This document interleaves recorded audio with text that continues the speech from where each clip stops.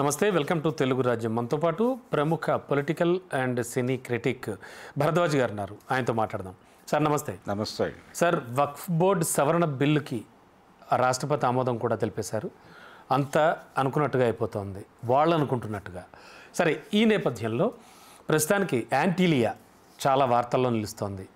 అంబానీ గారి విలాసవంతమైనటువంటి ఈ నివాసం 15,000 కోట్ల రూపాయలతో నిర్మితమైంది. బట్ ఆ ల్యాండ్ ఉన్నది వక్ఫ్ బోర్డు నుంచి. ఆల్రెడీ ఆయన 2002లో 21 కోట్లకి 4.5 లక్షల చదరపు అడుగుల స్థలాన్ని తీసుకున్నారని ఒక వాదన వినిపిస్తోంది. అంటే ఇప్పుడు ఆ బిల్డింగ్ మొత్తం కూల్చేస్తారా?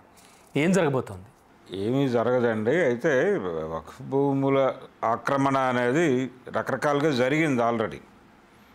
అందుకు పెద్దగా మనం ఎక్కువ దూరం వెళ్ళక్కర్లేదు, బొంబాయి దాకా వెళ్ళక్కర్లేదు. ల్యాంకో హిల్స్ మీద కూడా ఈ ఆరోపణలు ఉన్నాయి. మన హైదరాబాద్లో ల్యాంకో హిల్స్ మీద కూడా ఈ ఆరోపణలు ఉన్నాయి. వక్ఫ్ భూములు వారు ఆక్రమించారు అని, దానికి సంబంధించిన సర్దుబాట్లు చేసుకోవడానికి చాలా డబ్బులు ఖర్చు పెట్టారు అనేది కూడా వార్తే. ఇది వారు ఒకరే కాదు, చాలా ప్రాంతాల్లో చాలా సందర్భాల్లో జరిగింది. ఇప్పుడు ఈ వక్ఫ్ బిల్లుకి దానికి లింక్ చేసి చూస్తున్నారు. కానీ వక్ఫ్ బిల్ ఏమిటి అసలు? వక్ఫ్ అని పేరుతో వాళ్ళ దగ్గర ఒక పెద్ద ల్యాండ్ బ్యాంక్ ఉంది. ఏది? వీటి దగ్గర ఇస్లాం దీనిలో వాళ్ళు దానం ఇచ్చేస్తారు భూములు. ఈ దానాలు అంటే ఎవరైనా దానం ఇవ్వచ్చు. మసీదుకి ఎవరో దానం ఇస్తారు, ఒక 4 ఎకరాలు దానం ఇస్తున్నాను అంటాడు. ఈ దానాలు ఇచ్చిన వాళ్ళు ఇస్లాంలో ఎప్పుడుండి ఇచ్చారు, ఎన్ని సంవత్సరాలు కొనసాగారు, దానికి ఏదైనా ఇన్ని సంవత్సరాలు ఉంటే ఎలిజిబిలిటీ, ఇన్ని సంవత్సరాలు ఉంటే కాదు, ఇలాంటి గొడవ కూడా నడుస్తోంది ప్యారలల్గా. అయితే ఇలా వాళ్ళ దగ్గర ఒక ల్యాండ్ బ్యాంక్ పోగైపోయి ఉంది. దాని మీద కనబడిందా? దాని మీద ప్రభుత్వం కన్నేసింది. ఇప్పుడు అది రైల్వేకి ఉన్నటువంటి ల్యాండ్ బ్యాంక్ని మించిన ల్యాండ్ బ్యాంక్ అది. ఏది? వక్ఫ్ దగ్గర ఉన్నటువంటి ల్యాండ్ బ్యాంక్. అవును. ఈ దాన భూమి, ఈ దాన భూమిని ఎలా వినియోగంలోకి తేవాలి అనే ప్రోగ్రాంలో ప్రభుత్వం ఉంది. ఎలా అభివృద్ధి పదంలోకి, దాని అభివృద్ధిలోకి లాక్కురావడం అంటే వాటిని కూడా కార్పొరేట్లకు ఇచ్చే ప్రయత్నమే. కాబట్టి ఆ భూముల్ని తిరిగి ప్రభుత్వ స్వాధీనంలోకి తీసుకురావాలి అనేది కార్యక్రమం. కొన్ని ప్రాంతాల్లో గతంలో ఇక్కడ ఉన్నటువంటి బ్రిటిషర్స్ వాళ్ళు వెళ్ళిపోతూ వాళ్ళకి సంబంధించినటువంటి భూములు ఏం చేశారంటే, వాళ్ళు ఎలాగో వెనక్కిరారు కాబట్టి వాళ్ళ ప్రాపర్టీస్ అన్నీ కూడా ఏవో చర్చి ఒకటి ఫామ్ చేసి ఆ చర్చి పేరుతో పెట్టేసి వెళ్ళిపోయారు. అలా సిఎస్ఐ లాంటి చర్చిలు, ఆ చర్చిల కింద కొంత ప్రాపర్టీస్ ఉండిపోయినాయి. వాటిని లాక్కోవడానికి కూడా ప్రయత్నాలు జరుగుతున్నాయి. అంటే నెక్స్ట్ అదేమో అన్నీ ఆల్రెడీ జరుగుతుంది. అది కొత్తదో దీని తర్వాతో కాదు, అది ఆల్రెడీ జరుగుతుంది, చాలా కాలంగా జరుగుతుంది. 95 నుంచి మొదలైంది ఆపరేషన్. అది నడుస్తోంది ఓ పక్కన, ఇది నడుస్తోంది. ఈ వక్ఫ్ భూములకు సంబంధించిన ఇది చాలా కాలంగా ఉంది.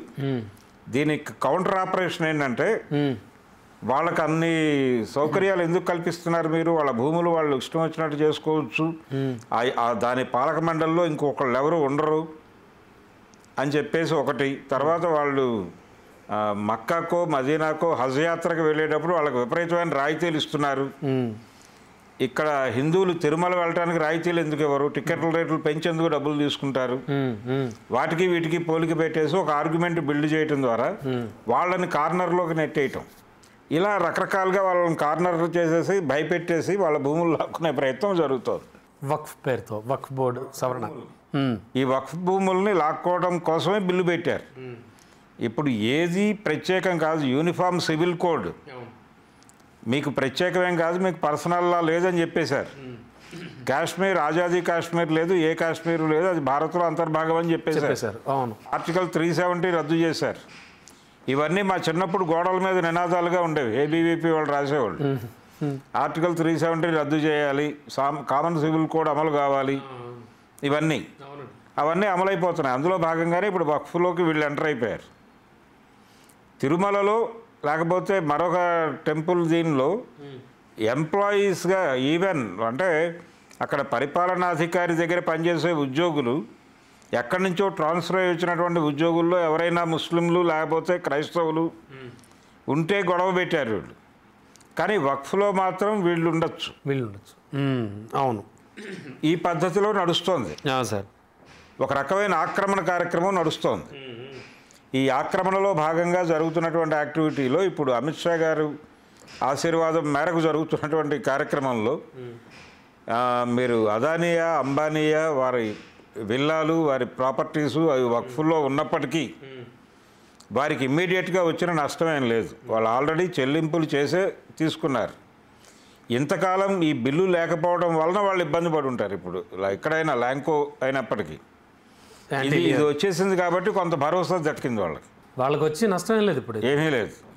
వక్ఫ్ నిర్వీర్యం అయిపోతుంది కదా నెమ్మదిగా. ఇంకేముంది, వాళ్ళని ఇబ్బంది పెట్టేవాడు ఎవడు? ఇప్పుడు ఏమైనా అడిగితే ఆల్రెడీ చెల్లించాం కదా అంటారు. గతంలో ఆల్రెడీ చెల్లించారు, అయిపోయింది, క్లోజు. దానికి సంబంధించిన రికార్డులు సబ్మిట్ చేస్తారు, ఇంకేదైనా అడిగితే సమర్పిస్తారు, క్లోజ్ అక్కడికి. సో అందరూ ఊహించినట్టుగా అంత ఆలోచించే విషయం అయితే కాదు. ఆందోళన పడాల్సిన అవసరం ఎంత మాత్రమూ లేదు. ఏదైనా మనదే అనేటువంటి కార్యక్రమంలో భాగంగా నడుపుతున్నటువంటి వ్యవహారం ఇది. కాబట్టి ఇప్పుడు ఇది కూడా వారిదే. సో కేంద్ర ప్రభుత్వ అద్భుత వ్యూహరచన. ఒక రకమైనటువంటి అధికార ముద్ర పడిపోయింది. ఒక అధికార ముద్ర పొందేశారు వాళ్ళు, అంతే తప్ప వాళ్ళు ఇప్పుడు ఏదో కోల్పోతారు, అన్ని కోట్ల ప్రాపర్టీని ఇంకో గంటలో పడగొట్టేస్తారు. ఇవన్నీ స్పెక్యులేషన్స్.